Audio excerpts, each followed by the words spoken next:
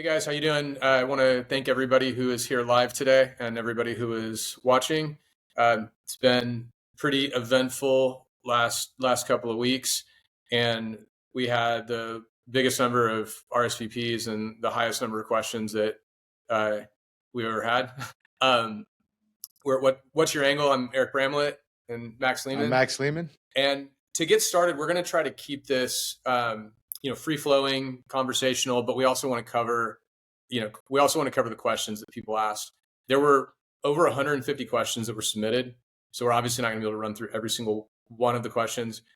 The good news is that they're all pretty similar. So to start, I'm going to just run through the questions that we're going to discuss, and then we will have time at the end. We'd love for anybody to chat in questions that they have. If you guys want to call in, there's a call-in feature. Potentially do that after we run through all the questions. But what we're going to discuss, so to get started, this wasn't asked, but it's highly relevant. We're going to ask Max what his experience was in 2010 with the Dodd-Frank Act whenever they were regulated and how mortgage lenders were paid changed. I'm going to discuss a concept.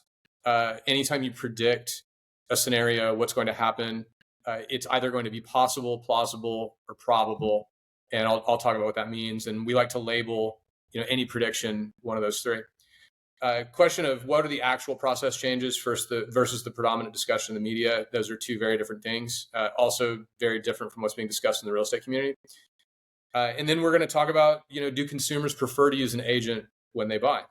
Valid question. Don't think a ton of agents are super concerned about that, but it is a concern. Why don't we just leave NAR? There's another question. Will this upend the industry and cause new models to emerge? So we're going to talk about the likelihood of that. And very valid question that I got wrong initially. And the question is, will some buyers be unable to purchase under current lending guidelines? And do guidelines need to change after these process changes come into effect? Do the promulgated forms need to change? So we'll talk about that. And then what is likely to change in the MLS? What will the MLS look like after July? And then, in my opinion, the most important question that we're going to discuss is what can we do right now? What can we do? What should we do? What actions can we take? So to get started, Max, Dana actually texted me this, and I didn't even think about how similar this experience is to what you guys went through in 2010. And she texted me, she said, well, when we were regulated, I was like, oh my gosh, yeah, you guys went through a pretty big industry shift in 2010. And could you explain what Dodd-Frank is, what it did to you guys, and your experience? Yeah, so I would expand upon that a little bit more, and I would say to a certain degree, we've been through it twice. One through regulation, and one more recently through the state of the industry that's gone on. Prior to Dodd-Frank, loan officers essentially were paid on profitability. You got a percentage of the origination fee. You got a percentage of, we all know if there's not an origination fee, the rate's a little bit higher. And so there's a premium being paid back. That's how that all works. So you got a percentage of the origination fee or a percentage of the premium. There was a lot of loan officers that were able to come through at the end. And it happened a lot more so with builders, preferred lenders and things like that, but you were kind of able to say at the last minute, oh, we didn't use up all your closing costs, so I'm just going to throw in these additional discount points. And now, not only did I get the origination fee, but now I'm getting paid more because I threw in these last discount points, but the borrower saw no benefit for it. That was a problem. Not everybody was doing it, but a lot were, enough so that it was a big deal. So the government came through and said, as part of Dodd-Frank, and said, okay, loan officers, companies, mortgage companies, now your pay is going to be set and predetermined. So it's not a percentage of revenue on a per loan basis. You have to figure out where are you going to set your margins? What are you going to get paid? So now, and you see this a lot too. Agents will ask now, and consumers as well, well, why is this person giving me a lower rate? Or why are you able to give me a lower rate? And the most expense at a mortgage company is commission. That is the highest piece of the puzzle for self-generated lenders. brokers, independent mortgage bankers, retail. It doesn't matter. If you're self-generated, that is the biggest piece of the pie. So if you have loan officer A who's got commission set at, say, 125 basis points, 1.25%, you have a loan officer whose commission is set at 62 and a half basis points, half of that, well, they're going to have, this other loan officer is inherently going to have lower rates. So people had to figure out, what does the market allow, and how do I dictate my value? People were scared. People were afraid. Anytime you come after anybody's compensation, or people feel like you're coming after their compensation, it's really, really scary. You go through all the emotions. You go through disbelief to anger to depression to acceptance. Then you get to the other side and you realize, okay, it's fine. I made it. The crappy loan officers, they didn't make it. The predatory loan officers that could make $20,000 on one, $300,000 loan, they didn't make it, right? But the good ones did. Same thing here. And again, you saw it again too in everything that we've just gone through essentially in this downturn since May of 22. Margin compression rates rose faster than ever in the history, right? We went from 2.5% to basically 7% in a year and a half, 8% rather. So how does everybody compete? There's no premium being paid on loans. You have to try to cut margin just to keep deals coming in, to try to keep the doors open. And so as a result, the majority of loan officers in the industry had their compensation changed, lowered, to just try to keep getting deals done.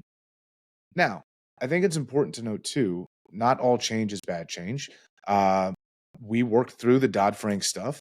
Some loan officers ended up making out better in the beginning. Some did not. But once you kind of figured out the guardrails and where things went, it was fine. And, I've been doing this since 2001, right? And that was 14 years ago. And, I think I'm doing pretty well. I think the people on our team are doing pretty well. Like, you've got to just kind of adapt to it. I think it's a great point. And one thing that I noticed, Max, is, and there were a lot of things that coalesced at the same time with Dodd-Frank, but you're a really good LO and you're a really hard worker and you're really smart, and you persevered, like you said. You're very tenacious, and that was, from my perspective, sort of the beginning of your rapid growth. Like, there was disruption, people went out of business, you didn't. You took market share and continue to take market share. Do you think Dodd-Frank's part of that? Do you think the change and the disruption is part of the reason why you were able to do that, or is it just a coincidence? I think it's mostly a coincidence, because it was around the same time. We really started kind of growing what I was doing. When loan officers start, right? Like, you got to go knock on doors. I used to Keller Williams wouldn't let you in their office unless you were a sponsor. So I would sit at the back door and wait for somebody to walk in, or walk out rather. And I'd slip in through the back and I'd go stuff boxes with flyers. And you do all of that stuff, and it's not super scalable, right? And so you do stuff like that in the beginning. And then you start to figure out ways that you're really providing value, because putting a flyer in someone's box is not valuable. Right. But you figure out different ways to be valuable, and that all kind of happened at the same time. I don't think Dodd-Frank, I've never really thought about it, but it probably had some to do with it, because it got people out of the business. People were scared. So, maybe a little bit, but I think coincidence is. Well, at a high level, you have a binary decision. Am I going to persevere? Am I going to continue in this business, or am I going to quit? Obviously, you persevered and some people didn't. You have another decision after you decide, yes, I'm going to stay in this business. And we're kind of jumping forward to the very last question of what we do here, and hopefully we can dial this back. But after you've decided, yes, I'm going to stay in the business, okay, am I going to maintain a positive attitude and work as hard as I possibly can? And that's where the opportunity comes in, is that many people get out of the business, and many people who stay in the business choose to watch TV, or stay online and worry and things like that, rather than staying productive. So, I don't know. From my perspective, I'm sure it probably had more to do with it than you think. I think the number one thing is that you're smart and tenacious. But well, I appreciate you saying that. It's a fair question. Honestly, we didn't talk about this before, so I didn't know that was coming. And so I hadn't really. I hadn't really thought about it. I think what's more relevant than that is the more recent change where margin compression is a real thing. And so you have loan officers. I mean, look, it's no secret. Loan officers can make a lot of money. And so you have loan officers that made $1 million in 2020 and 2021, and then they made $50,000 last year. Yeah.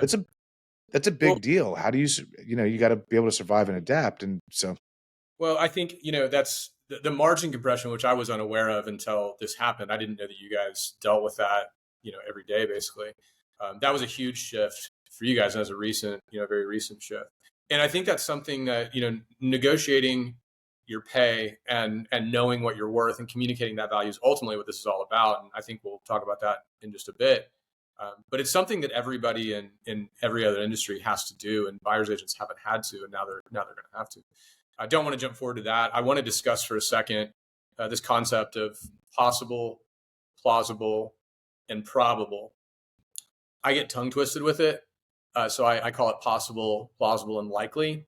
And it's basically just a likelihood scale. So anytime, and I want to credit Mike Del Prete for this. He gave a short presentation on it, and it made so much sense that it was really impactful. He did a really good job communicating it.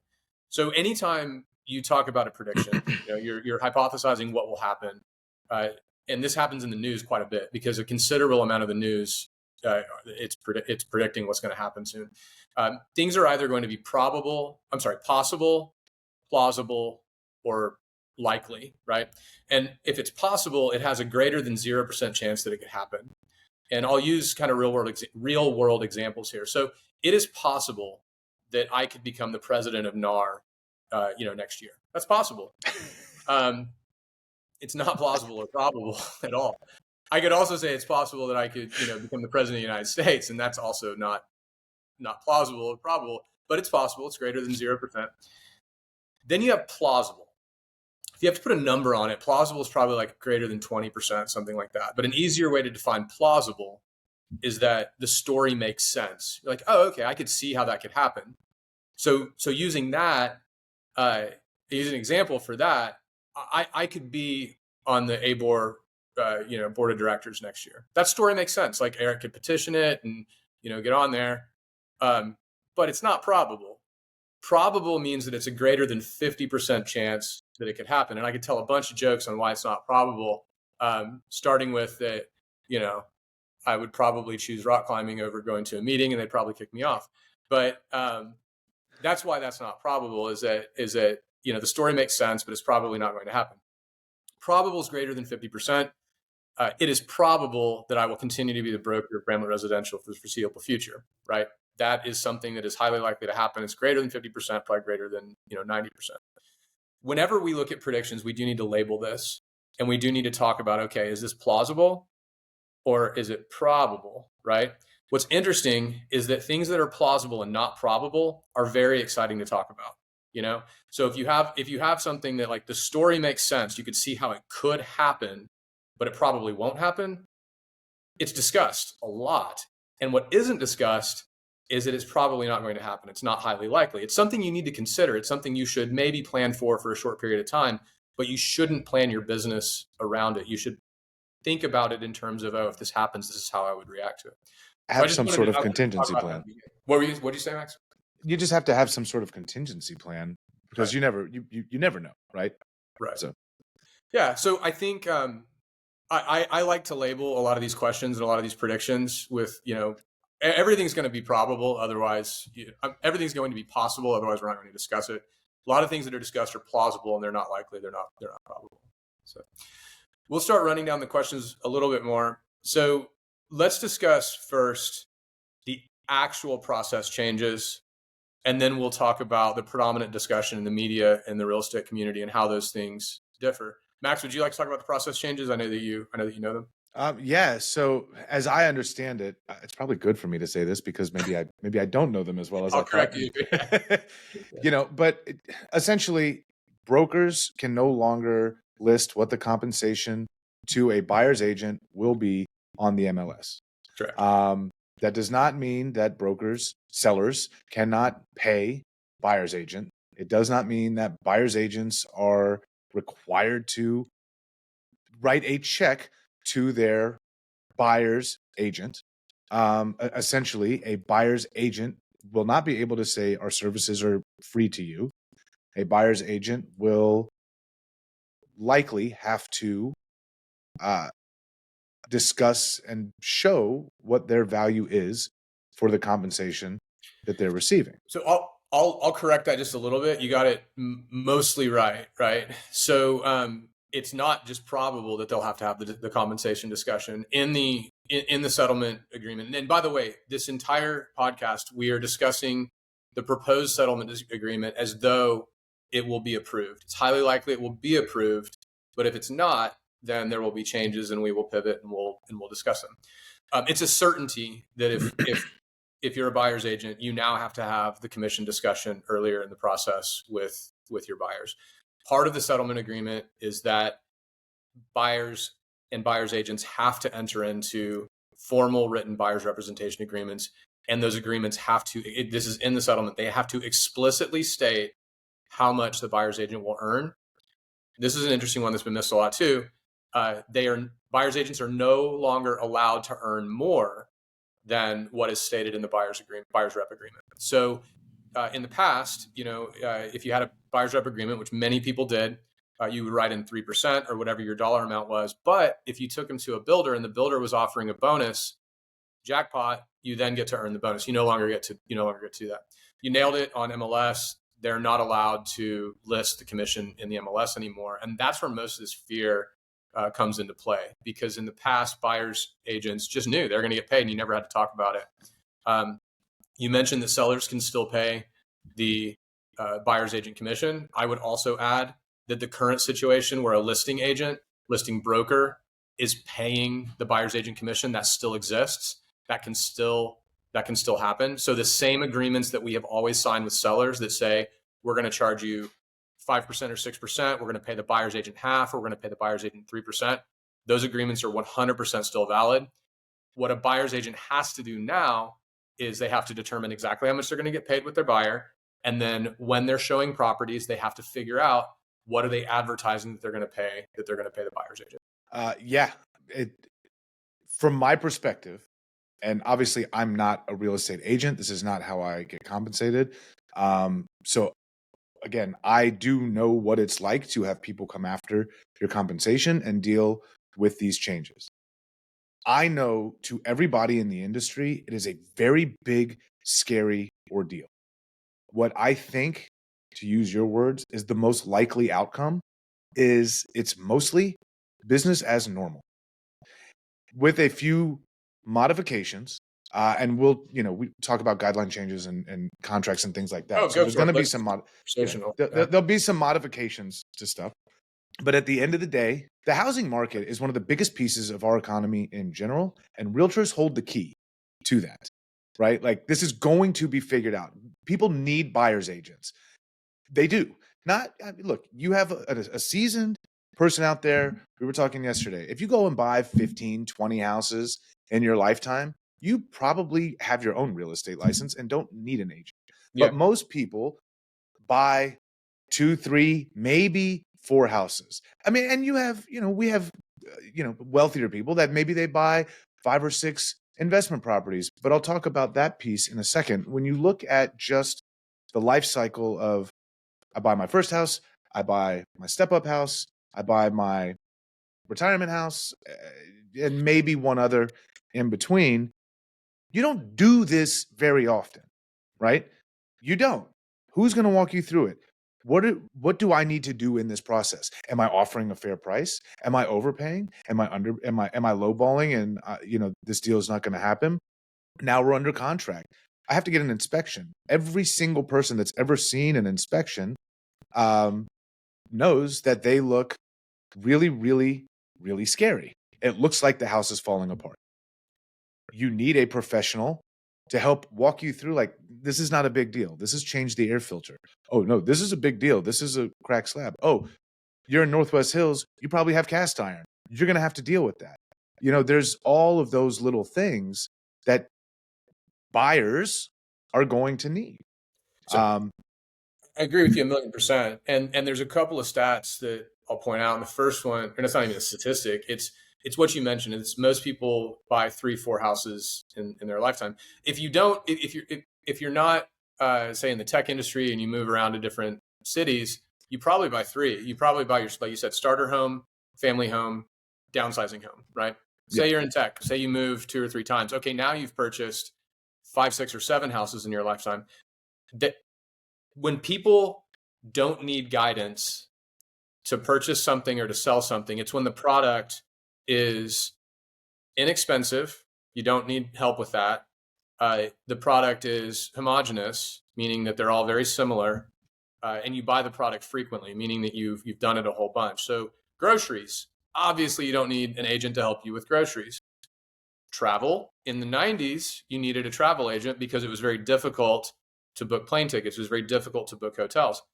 Really, actually interesting. Travel agents still exist today. If you want to put together, a European trip, I have a friend from years back that's his entire career is he owns a travel agency and does a phenomenal job with it. That's an infrequent purchase because most people don't go on epic European trips very often in their life. It's also expensive. And man, I mean, if you're trying to travel around Europe, you probably are a little bit worried about like, what's the quality of these hotels, right? Real estate, highly infrequent, which we just talked about. Normal person, 3 or 4 homes in a lifetime, maybe 6 or 7. Very expensive. By the numbers, typically the most expensive asset anybody owns. And beyond that, it's usually where most of somebody's personal wealth is there, right? Very dissimilar. To use your Northwest Hills example, you could have 2 homes that are both single story, 4-bedroom, 3-bath in the same neighborhood, same area in Northwest Hills. It'll be very different, right? Maybe one of them is on a busy street. Maybe another one has views. Maybe one of them's in terrible condition. Maybe the other one has been renovated.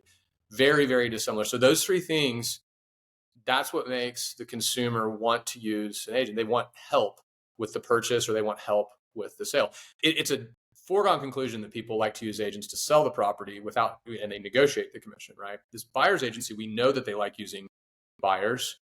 The scary part is like, what are they willing to pay? Because it's kind of been hidden. I'll throw it back to you in a second, but one more statistic, and that's that 85% of consumers prefer to have a good experience and are willing to pay for it.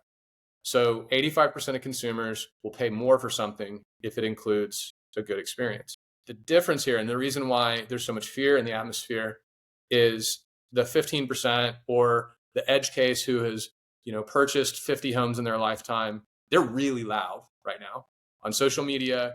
Oh man, agents are out of a job. I've always hated using agents. I've always thought that agents are paid too much.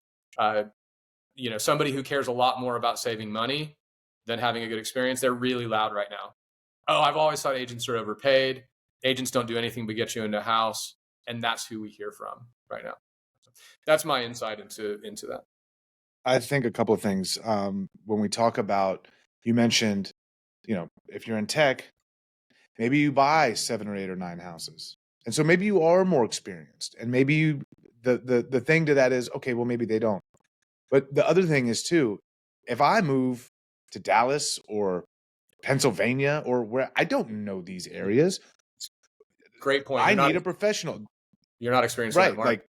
Like, what are the schools? What's going on in the market? I know, like you preach always in your newsletters and everything else. Real estate is super highly localized. And so what's going on in Boise, Idaho is not the same that's going on in St. Fort Lauderdale or wherever. So like that's the other thing of it. And like this is obviously a nationwide thing, but we're in Texas, Austin for the most part. People are moving here, and when you talk about Indeed numbers, and we know when jobs come back, and they will, that things will start to turn around, and we can start talking about how apps and locks and all of that's already increasing, and that looks good. But people are going to start moving back here again, and people don't know the market, and they're going to need a professional. To your point, 3 of our agents and myself have purchased second homes in Colorado, so 4 total. There are probably not a lot of people in the general public, at least, that are more qualified to guide themselves through a transaction than the 4 of us, right? Unfamiliar market. Everyone used a buyer's agent. I think everybody negotiated on the commission because we would generally get a referral fee on it. but every one of us used a buyer's agent. And by the way, we're discerning as well because we know how important it is to use a good buyer's agent. All had good Hmm. experiences. We spend Yep. a little bit more time than the average person probably does interviewing to make sure that we have the right person. And like I said, we asked for a discount on the commission because that's something that's relatively standard. But I mean, there's the proof, right? I would even go so far as to say that through most of my lifetime, I've been that annoying cheapskate who is willing to save some money, and have a worse experience. As I've gotten older, that's not the case anymore, and I would have had a terrible experience. And what's interesting in my particular scenario, I would have overpaid on the property, and I ended up saving more money on that than the commission was to that agent because that agent had insight into the property, insight into the market.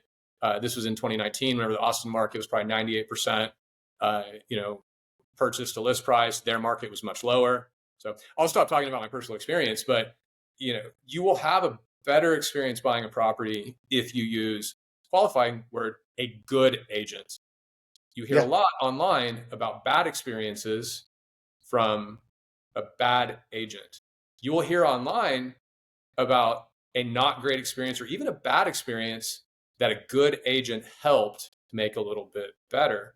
So the good agents have a job here. There's no question about that whatsoever. Yep. The other thing that I'll say, and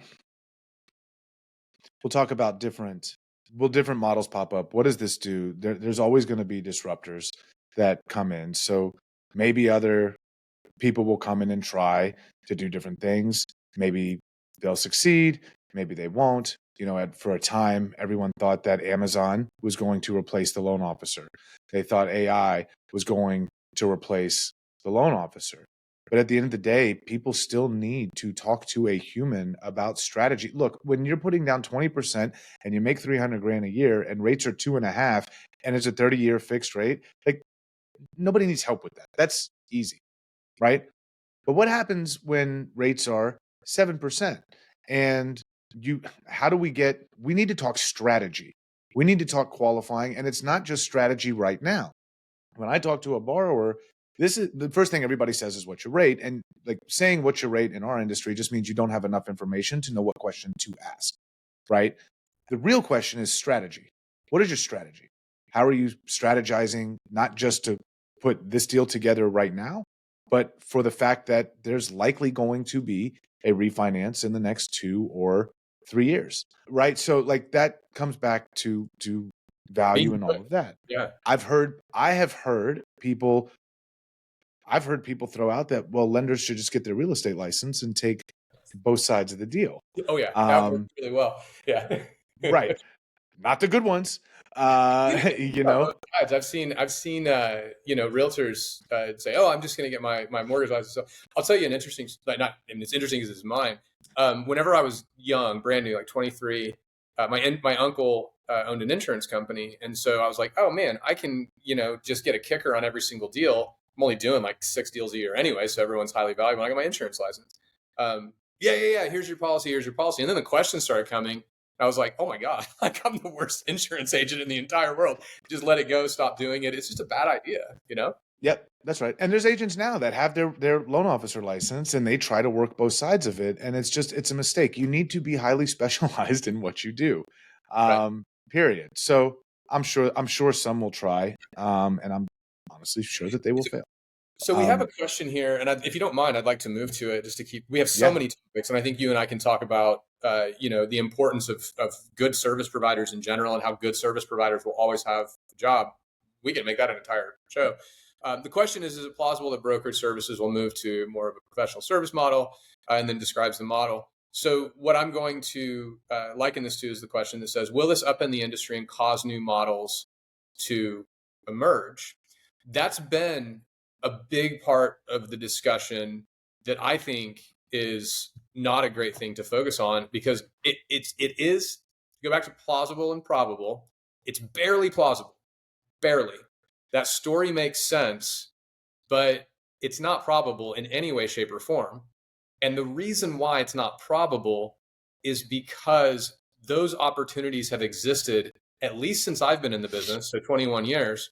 And I know at least since the 70s because Russell Shaw has explained all of the alternative models that have existed and have tried, and most of them failed in that amount of time. I'll illustrate this with some examples. Going back to when Eric was a new agent, didn't know what my value was. Because I didn't know what my value was, I didn't know how to communicate that value. Keller Williams agent, and I was a Keller Williams agent, and there was a newish company called 1% Realty, and I was like, oh my God, these guys are going to put us all out of business. They will do for 1% what we say we're going to do for 3%. They were out of business 3 or 4 years later. Then Zip Realty launched, a big national company. Their value prop was 1% back to the buyer. So these are all discount models, right? And they went out of business during the recession. We all know the discount models still exist, and there's a lot of companies that are still trying this. Some of them are profitable, some of them are not profitable. There's SMBs, there's small local guys that do this. Those guys are usually profitable because they can be. But those all exist, and those have been available to the consumer since I've been in the business. Now I'm talking about discounters, and everybody is familiar with discount brokers because they're all around. But these alternative models where you charge a retainer, or you give them a suite of services that they can choose from. These have all been attempted. There's probably businesses that are still doing this. They will try again, and potentially there will be more of them that do try because of the discussion that's in the industry. I don't think it's very probable. And Steve Crossland, who is a wonderful guy and really intelligent, he loves to write. He's posted a few posts where he talks about just how pleasant, he calls it a success fee. That's a contingency model, right? Where you get paid whenever they make the sale. Consumers tend to prefer it. If you tell a consumer, hey, I can get paid 3% at close, or you can pay me $200 an hour, most consumers will pick, or $100 an hour, whatever it comes out to. Most consumers will pick that contingency model. I don't know why. I'm not sure that why matters a whole lot. I think it's because future you can make that payment, and future money doesn't seem very real. So it's same as when you go to Vegas and you have chips, it's just not real money, right? It's play money. And I think that's the reason why the contingency model works really well. But at the end of the day, it doesn't matter why. History has shown us that consumers prefer the contingency model. Now, I could be wrong, because there's not a 0% chance here that new models will emerge, and some of them might succeed. I don't think it's any greater than 20%. I think it's probably closer to like 10% or something like that. What do you think, Max? What have you seen either on the real estate side? What have you seen? You guys have seen disruption or attempted disruption on the mortgage side. Is Better.com still in business? I know they're trading at like 75 cents a share or something like that, or that was the last I checked. Yeah, no, they are. I'm getting a bunch of questions in the chat. So everybody, we are absolutely going to talk about lending changes and guidelines. Obviously that's why I'm here. We will get to that. Look, I've heard a lot of talk about people going to a la carte services. There's actually a new company that I heard about just last week that has been working on this model for the last 4 years. And so them getting ready to real estate company, kind of, they're basically a tech company. Tech disruptor?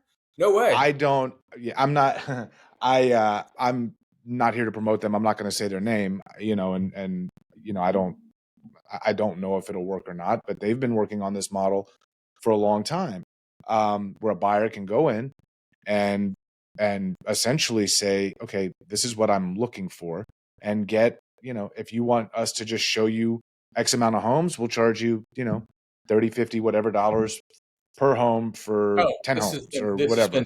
This has been tried and failed in the past. It's something that, again, I'm not sure why it failed, but my gut is that it doesn't feel very awesome to every time you have to look at a house, you have to decide if it's worth money or not. It's a really pleasant experience to say, like, look, this is on my timeline. I can look at as many houses as I'd like to. There are certainly times everybody hears a story where, oh my God, this agent made, to go to the Austin average is $700,000 house, $21,000 commission. The agent showed one house and made $20,000. Absolutely, that's overpaid. And that consumer would have had a better financial experience if they had gone to one of these models, but the consumer doesn't know that. And right. Well, and that's luck of the draw. That's luck of the draw. But when you look at it per transaction, okay, so maybe so, but What did the agent spend in gas? What did they spend on their assistants? What did they spend to run their business, right? And what about all the times that an agent goes and shows 15 or 20 houses and spends 6 to 12 months with someone, and then they don't buy, or they move to another city?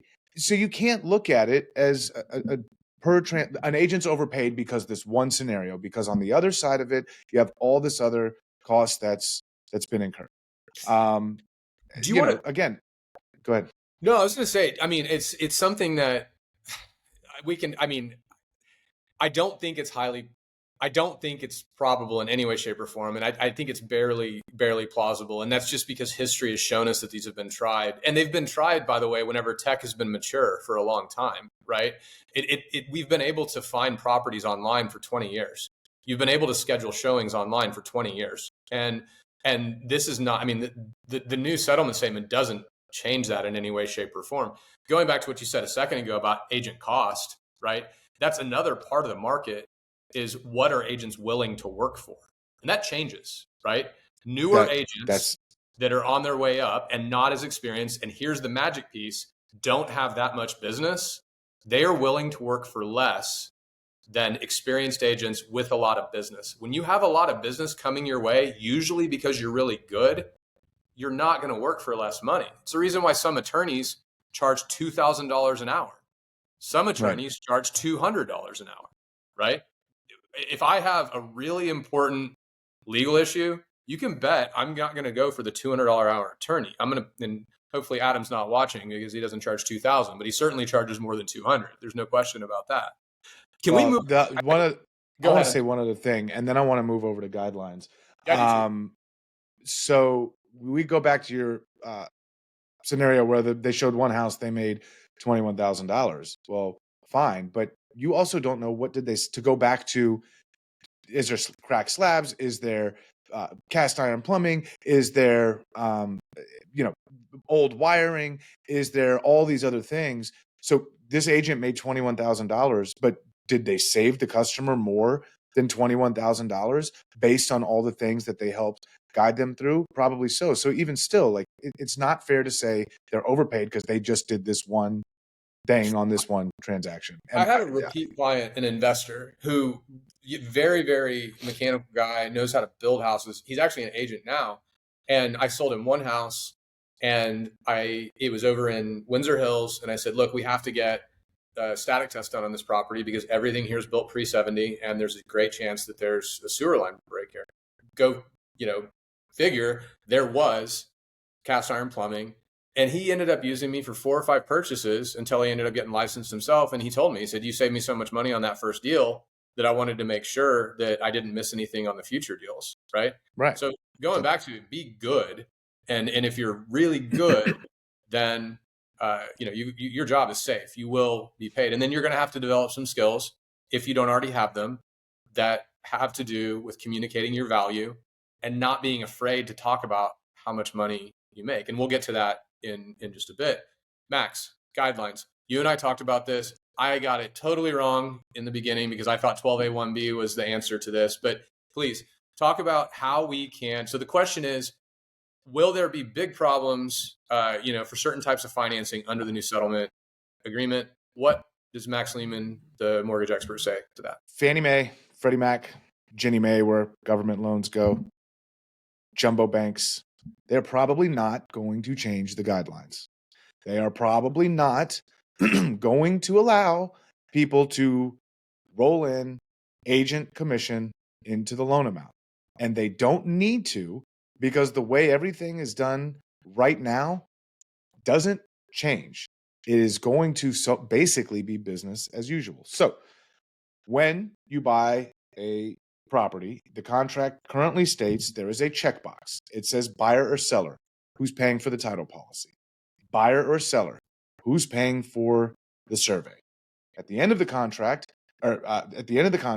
there is seller's going to pay, or seller's broker is going to pay buyer's agent X, right? Just to correct that for a second. So that's not part of the contract. And I don't want to get into the weeds on this, but I will in a minute.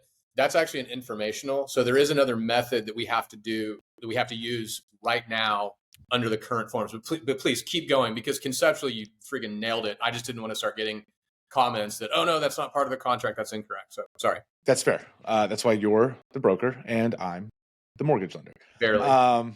So, kind of. So look, right now, depending on what you're buying, the seller can pay 2, 4, 3, 4, 6, or 9% towards closing costs. Side note, y'all will all email me about this later. VA actually allows you to pay a lot more than 4% if you do it right. In 12A1B, right? Is that right? 12A1B? Yeah, seller can just call it seller concessions. I always remember the paragraph, but seller concession. You can have, if you do 5% down conventional loan, you can have 3% towards seller closing costs. In addition to that, the seller can be checked as the payer of the title policy and the payer of the survey. So what we call your IPCs, your interested party contributions, are this lump sum in that box plus customary fees paid by seller on the contract, things checked seller. So as long as the contract indicates that the seller or seller's agent is paying the buyer's agent, and I'm sure there's going to be some addendum to the contract, and like there I would think there would have to be, but as long as that's the case, it's going to be the normal IPCs plus that. Now, if the contract says that the buyer is paying the buyer's agent's commission, then you put a lump sum in 12A1B, that's going to be eaten up by that. But if I can stop you for a second, I don't think that's ever going to happen, because the way, and to back up, like the way this will happen functionally with today's contracts, you can do it the sloppy way, which Trek would probably tell you not to do, and write it into special provisions. Listing agents pay broker X%, right? The correct way to do it with today's forms is you send a registration agreement between brokers, and they sign it, and then you send them their contract. What if they won't sign it? Okay, great. Why will you not sign it? Well, I don't have, your 3% that you've agreed to be paid with your buyer under my agreement. Great. Here is an agreement between seller. Now we want the seller to pay it. The seller's not going to pay it. Great. You're not going to sell your house. Not going to happen. Right? I'm moving along. That's probably accurate. That is probably what will happen. It will have to be a conversation between the buyer's agent and the buyer of, look, if we run into this situation, this is that is probably a topic of conversation. Does not need to be probably more than 2 or 3 minutes. Like I buyer's agent am getting paid. If the seller refuses to pay me and you agree to pay me, like this is how we'll do it. So maybe now, instead of paying $500,000 for this house, we're going to pay $515,000 for this house, and the seller's agent will pay me that 3% or whatever the number is. And that's like, you do that now with closing costs. Right now, it's done. And this is where all the anxiety comes in. What if, right? Right now, we are guaranteed, if we go show a property, we know what they're going to offer, right? 2021, the crazy times, right? We fielded plenty of offers where the buyer's agent took a reduced commission in order to sweeten their deal, right? We fielded plenty of offers. 99% in normal times, 99% of contracts, I'm guessing, but that's around that number. The seller pays the title policy. Not an insignificant fee. It's 1% roughly, right? During the crazy times, 2021, you had 50 offers in hand. Lots of times the buyer paid for the title policy. Those are strong buyers. Those are buyers that have cash. And those are the buyers that were winning contracts in 2021. We're in normal times now, right? One of the benefits of the market downturn, and we all felt it, it was amazing. It was like, oh, wow, a lot of these buyers that we felt really bad for because they're low down payment, they don't have a lot of cash, now they have an opportunity to buy. So we're back in a normal market, and we have this commission that has to be paid by somebody, and we're going to ask the seller to pay for it. Why? Well, one, they always have, so it's an easy ask. 2, there could be potential financing problems if they don't pay it. 3, seller, do you want to sell your house? This is part of the offer. Vaughn just asked about appraisal issues with that statement. Well, we're not talking about overpaying for a house. If you are talking about what Max just mentioned was a $500,000 property offering $515, that would be paying above and beyond list price at that point in time. Why? If you used comps for the past 6 or 12 months, all of those comps, or 92% of them, had a 3% commission rolled into it, right? So any comp we look at right now has a 92% chance that there's a 3% commission rolled into it. And appraisals, this is something that functionally will have to be accounted for. We're going to have to pivot to this. Appraisers will likely have to start taking into account the seller paid closing costs, right? Because if that does become variable, which I don't think it's probable that it becomes variable, but if it did become variable, then it's 1,000,000% relevant. If one comp has 6% commission, if another comp has 0% commission, you have to adjust for that. What do you think about that, Max, in terms of appraisals? That's your wheelhouse. I actually disagree with you on that, because at the end of the day, like, you have a house that's X amount of square feet that sold for this price, and you have a house that's X amount of square feet that sold for this price. At the end of the day, that is what it sold for. But whether they paid closing costs, whether they paid commission, there's the price is the price, right? And so I think that I don't necessarily think agents or appraisers rather are going to have to say this sold at $515 with $15,000 in seller paid closing costs. First of all, I don't know how they would get that information, but second of all, the end, the house sold for $515. So I will how they would get the information, and it's an unused field now, but pre-2008, do you remember in 2000, I mean, I don't go back further than 2003, but 03 to 07, it was very common. I would say most deals had seller concessions, because that's when it was low down payment. Most people were 0% down, and you try to roll in their closing costs. And there was a field that everyone looked at when you were running CMAs that would show how much seller concessions. If you had one, remember, we're 2003. If you had one sale, it was $150,000 and they had $0 in seller concessions, and another sale that was $150,000 and they gave $5,000 in seller concessions, you needed to be able to advise your seller at that point. I do think that it could happen. We're predicting again, so you could be right. I could be wrong. I could be right. You could be wrong.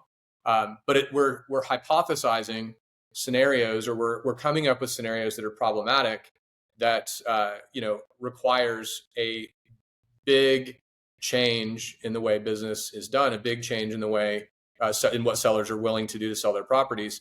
And in the same way that we're lucky that everyone needs to buy a house, listing agents are lucky that sellers need to sell a house, and sellers will do what they need to do to sell the house. And you know what?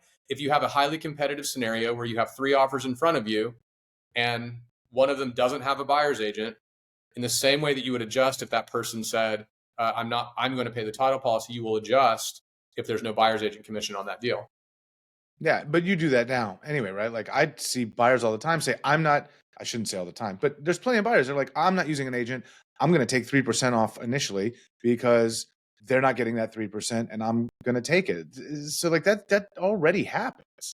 Right. And like, it works for a small minority of people, and the rest try to do it themselves and get screwed. And then we're circled right back to you've got to show your value. And this is why people need to use agents. So, I think it contractually, if the seller wants to sell the house, if the buyer wants to buy the house, there's a relatively straightforward method to contract these properties that cause 0 problems with current lending guidelines. You'd agree with that statement?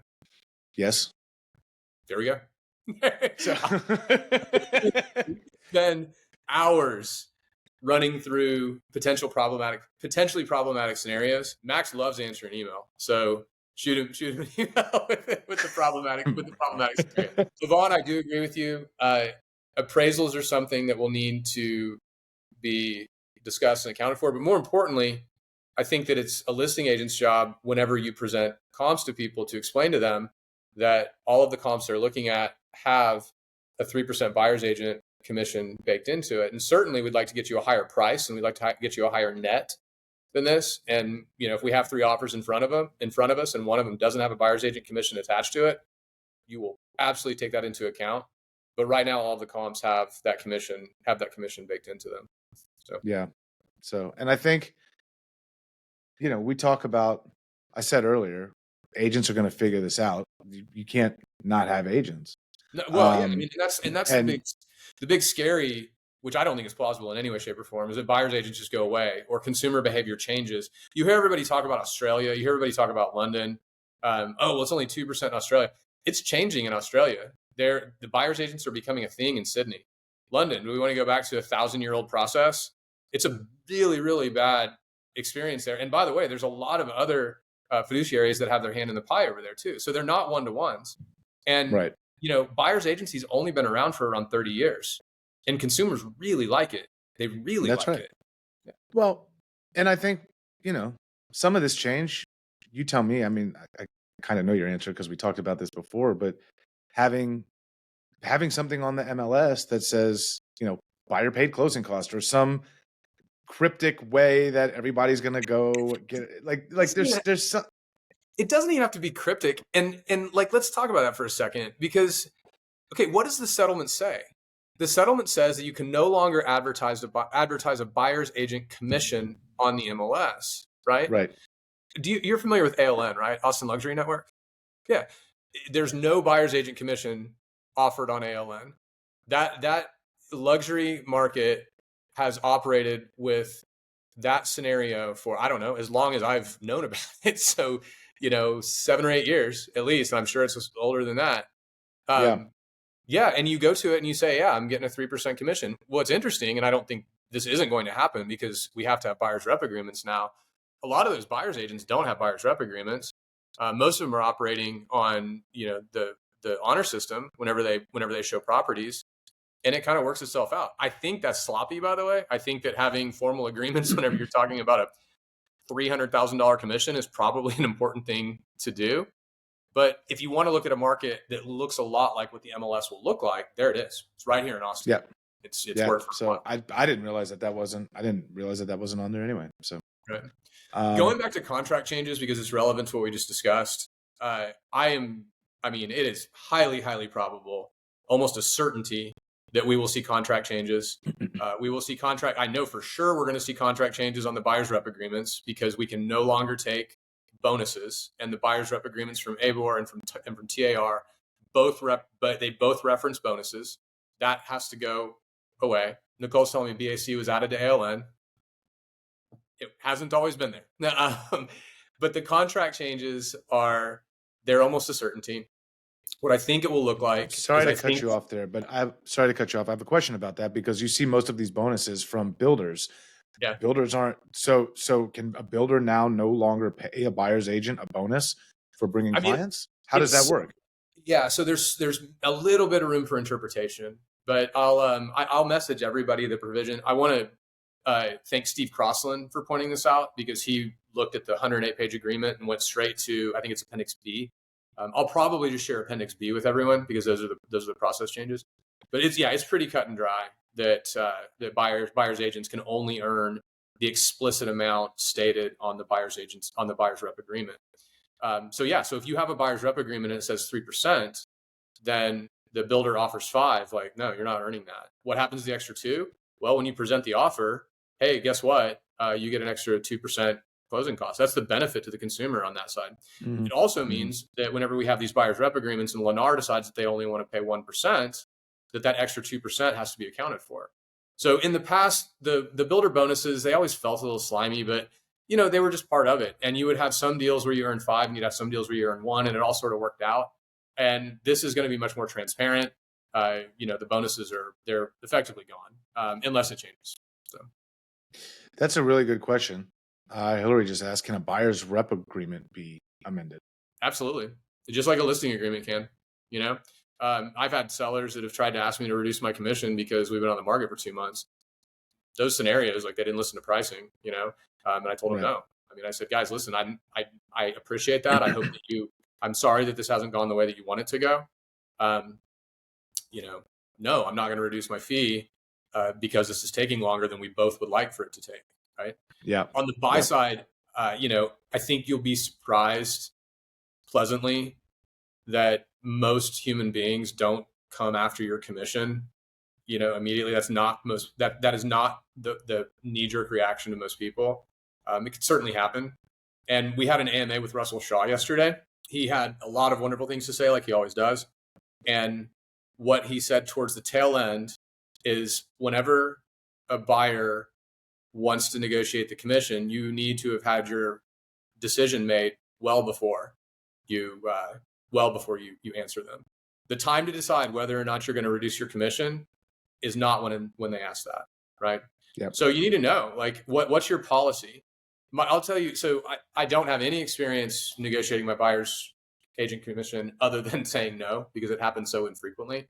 And my policy would probably still to just say no.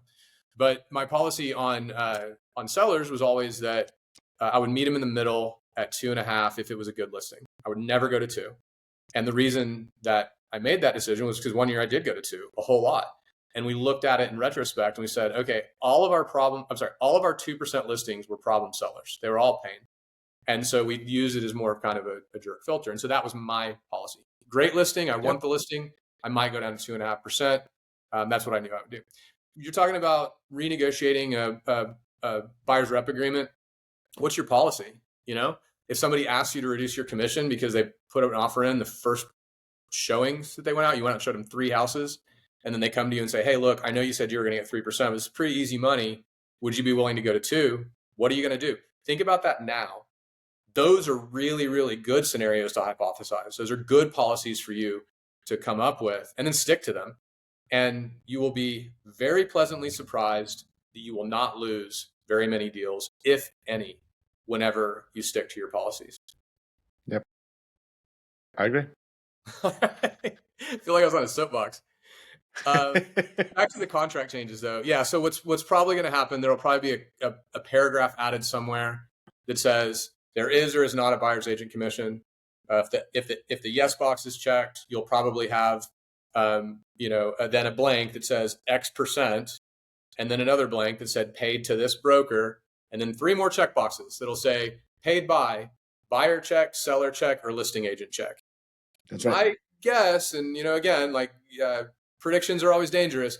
My prediction is that the market standard will be listing agent boxes checked on most of the contracts. That's what I think will probably happen. Yeah, I agree. And so again, I don't think there will be any guideline changes, and there don't need to be. There don't need to be. So that's a big concern. We can hypothesize all kinds of things. I think it's good to. I think that debate is very healthy. I think questions are very important. But as of now, we have not seen any hypothetical situation that can't be solved relatively easily under current contracts. And we do expect the contracts to change to make it even easier. One more contract change I do expect. The sort of silly process change is they're requiring a buyer's rep agreement to even show a property. So the easiest scenario I can explain is like a Zillow lead comes in and they want to see a house. Under the current process change, you need to have a buyer's rep agreement to do that. I think there'll probably be a pretty simple 1-page form that comes out of this that you could say is like a limited buyer's rep agreement. You need to sign this. Whole other discussion about if that's even enforceable and how likely it is that people will follow that. Bear in mind, this isn't coming down from TREC. It's not coming down from the DOJ. NAR would be the enforcement arm. NAR doesn't enforce clear cooperation. I'm not sure how they would enforce this, but those are all like conversations that I don't think are highly important because they're pretty easily solvable, and it's not going to change how we do business in any way, shape, or form. I mean, in a meaningful way. You put this on here, and there's a couple of questions in it now. How does this impact leasing? I know that leasing commission can no longer be advertised on the MLS, which is kind of funny. I mean, I think leasing agents probably work harder than anybody for, on an hourly basis. I'll tell you, so, obviously I'm a silent partner at Treaty Oak, and Adrian and I haven't even discussed this yet, but, our standard commission, and I don't even know the amount, I think it's like 30%, but we have a standard commission that we offer a leasing agent on every single deal. All we have to do is advertise that on our website, and it becomes known. That's what we have to offer. It's a real pain in the butt if you have to go, email every single lease listing agent. I mean, they get bombarded with communication. So I don't know if they'd even be able to get back to you. Heck, it might even end up. I mean, if the smart idea would be to put it in your email signature, like, so that everybody just knows what it is. I'll give Yep. another situation though. So, I started my career as an apartment locator on East Riverside in 2003. Imagine what that job was like.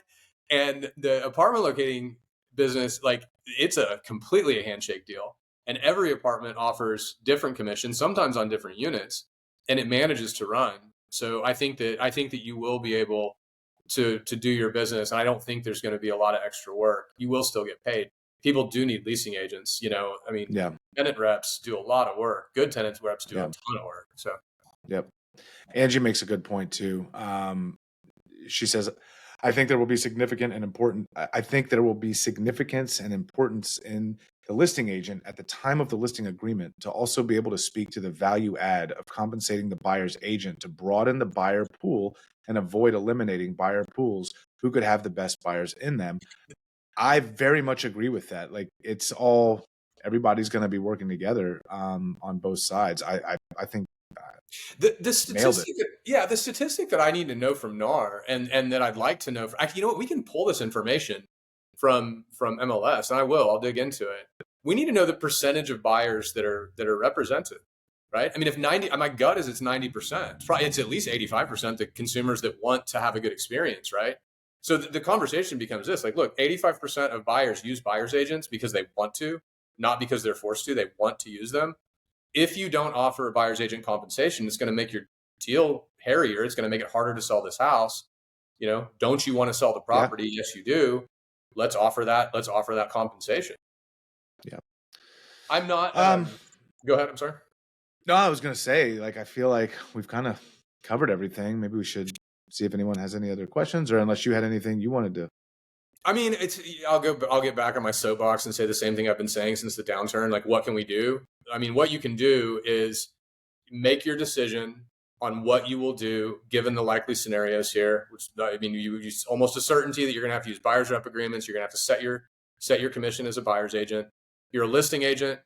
Decide what your policy is with regard to sellers who push back on offering a buyer's agent commission. Like right now, under the market, 91% of them are offering 3% or more. Oh, here's an interesting stat. I have followed this a lot. 2 weeks ago, Monday, 91.5% of listings, active listings on MLS, were offering 3%. 91.5% were offering 3% or more.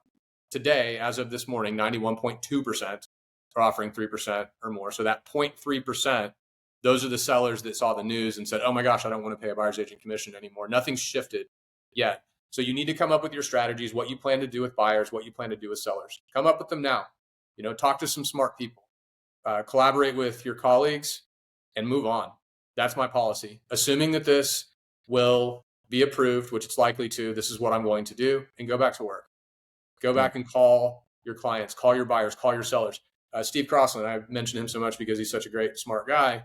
He has an email that he sent to sellers now. Hey, I'm sure you've seen what's been going on in the news. Please let me know if you'd like to discuss this before we sign the listing agreement. First time he sent that, the response was DocuSign alerts that the listing agreement had been signed with no conversation. So talk to people, give good service. That's all we can really do. All right, I'm off my soapbox. I'd love to see some questions. I'd love to hear some questions from everyone. So Max, what other thoughts do you have while we're waiting on questions to come in? What other questions? I mean, what other thoughts do you have on this? Honestly, man, I feel like I've said them all. I think that it's really scary to go through change. I think it's really scary to have the perception that people are coming after your commission. I think that at the end of the day, changes will be minimal. And for the most part, it's going to continue to be business as usual. And I think more than anything, everybody should lean into this. Let's pretend for a second this doesn't go through, which is unlikely, but let's say it doesn't. Still have these conversations. Still articulate your value. Still explain to people what you're doing, because buyers, sellers, they like the percentage of people out there that think a realtor is overpaid. Maybe that changes. I don't think it will go down, that perception. Maybe it goes up or stays the same. Continue to articulate. What are you doing? How do you get paid? be open and honest about everything. And that really kind of solves most of this. All right. So here come the questions flying in. Paula asks about what'll happen with VA buyers. It's going to be the same thing that we discussed with conventional and FHA and jumbo financing. The seller's agent, or the amount that the seller can pay, will be whatever the maximum allowable is for the loan product you're choosing, in addition to customary seller paid items, title policy, survey, and commissions. So, everybody's worried that, specifically on VA, that buyers aren't going to be able to buy a home VA if the seller isn't paying any commission, because that is a non-allowable. VA is written that this buyer cannot pay the commission. So unless you have a very small percentage of sellers, like we talked about earlier, that says, no, I'm not paying a buyer's agent, if that's the answer, then that one house probably would not be for that buyer to do a VA loan. So I think we're getting different questions. I wasn't aware of that. It's not a group chat that we're in. So if you don't mind, let's just go back and forth on these. Yeah, go for it. Yeah. So Kelsey says, Eric, I want to hear more about your approach to not adjusting your commission policy, how that has helped your business over the years. This is a fun one, really. So I do set my policy. I'm a pretty systematic guy, and I like to have guidelines on pretty much everything. And so I always knew what I was going to do in any given situation that I walked into. And it did a great job of filtering out the jerks. People that pushed on me, my policy was very reasonable. I know how to communicate my value. I will tell you this, we get call-ins sometimes that would say, hey, how much do you charge? And that's all they cared about. That's not our customer. That's the same as somebody who wants to shop Max with Better Mortgage or something like that, So exclude all them. I mean, those guys, we're not going to go work for them, because who else is in our customer? Jerks. We like working with nice people. And what I found is that whenever I would communicate what I think very reasonable policies, and others agreed mostly that they were reasonable policies, I ended up working with fewer jerks. Like I said, I had 1 year where we had our listing process dialed, and I could operate profitably at 2%. And so I was like, yeah, we'll take it. It's not, we just hand everything off, and the back office does it. I still have to talk to these folks and, give good service. And every single 2%er was just a jerk. And that's whenever I realized that my policies that was the wonderful, added benefit, was that we just had better clients. Yep. There's a couple on here that I see that I am not qualified to answer, and I don't know if you see them, so I'll read them to you real quick. If the commission cannot be listed on MLS, what is the method that the buyer will know if the seller is offering a commission to buyer's agent? By individually talking to each listing agent?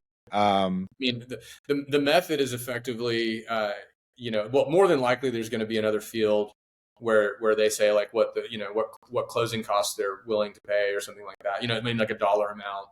My gut is it's going to turn into something that's a bit like coded language that everybody just knows.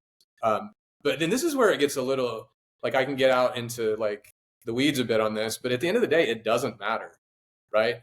Here from a contractual perspective, in the past, the offer of compensation contract existed on the MLS.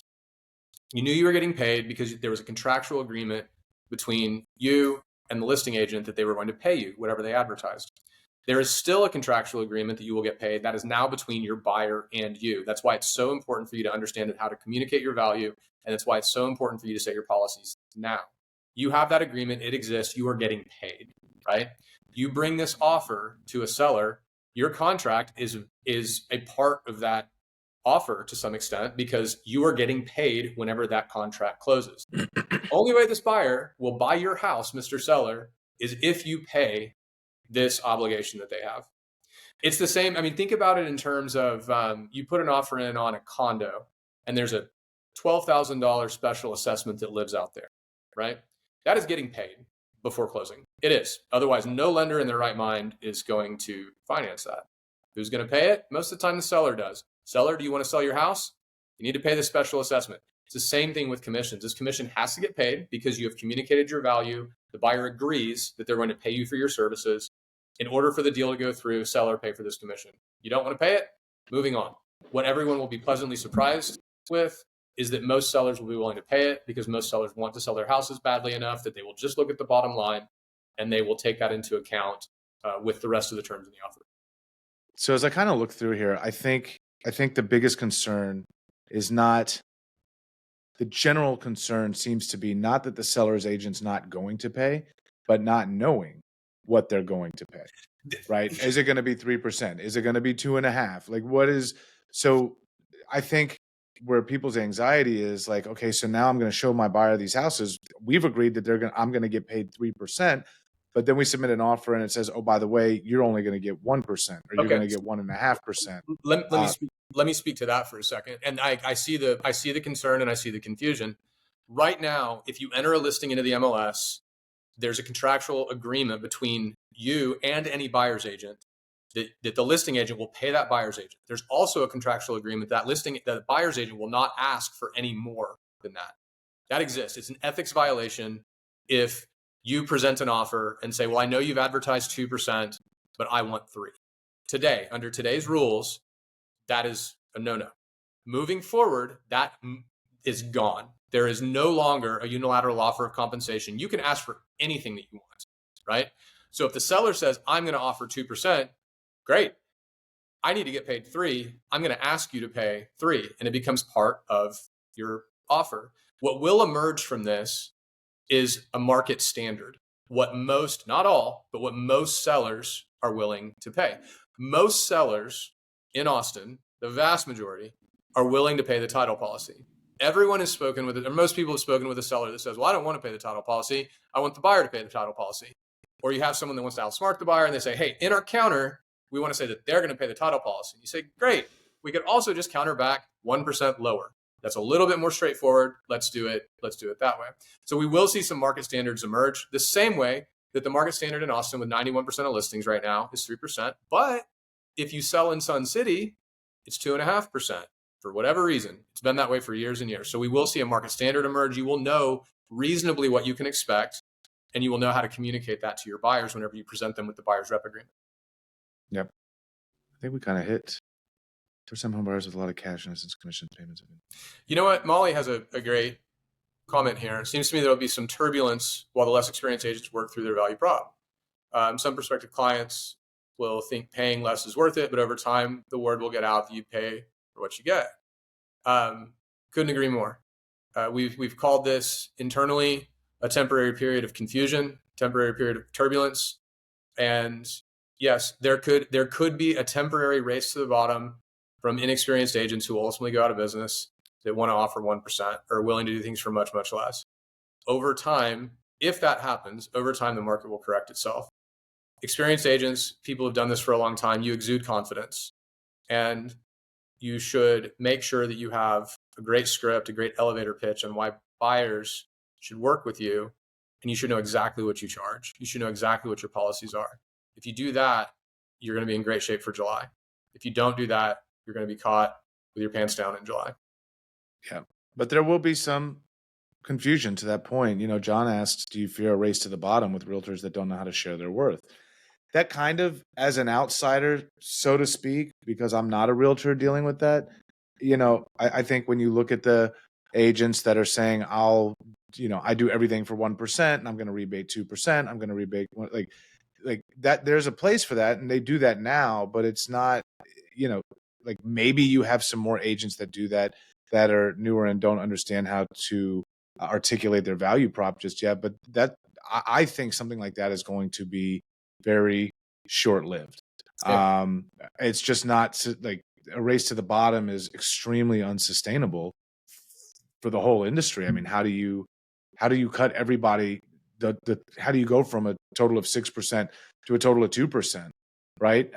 How do you go from 3% on one side to 0.5% or 1% on every deal? It can't sustain itself, and so I think the market and the community will overall prevent that from. The market forces. I don't think it gets any lower than 2. I think you will see some compression on the commission, like we've talked about, simply because now that it's being discussed and it wasn't in the past, there will be some agents that are willing to work for less. But the market has shown over and over that companies that try to work for less than roughly 2, they don't scale. They can't be profitable. So I think that force will be there. I'll offer this as we're kind of winding up, and I don't want to stop right now. we write a lot of policy. We write a lot of best practices and systems here. They're all public, but I would be willing to share if anyone wants to know. We have we've spearheaded internally a process for the past 6 months or so that works really well with getting buyer's rep agreements signed. If anybody would like to see it, shoot me an email. I'd be happy to send you the link. Yeah. I think we did it all, Eric. That's it. We solved it. We said a lot. It only took 87 minutes, and this is done. We said a lot. We did a lot. We covered a lot. I think, look, I'll leave y'all with this. There's always opportunity. In times like this, when there's change, there's always opportunity. And, those that capitalize on this opportunity will be ahead. And those that keep their head in the sand or don't do anything or just race to the bottom will falter. I like to say all the time, positivity is the key. Positive actions, positive thoughts. That's positive mindset. That's all you can do. That's perfect. I don't have anything to add. So that's the takeaway. Wow. Wow. I shut Eric Bramlett up. We got to end on that note. This is the highlight of my day. Man, look, thanks always. I love doing these things with you. We've had a lot of people attend this. Appreciate everybody for joining and listening. Anybody has any questions for me, please reach out, max.lehman@loanpeople.com. Eric. Yeah, say your thing. Me or Google me or go to the Rock Gym, one of the three. Yeah, exactly. So awesome.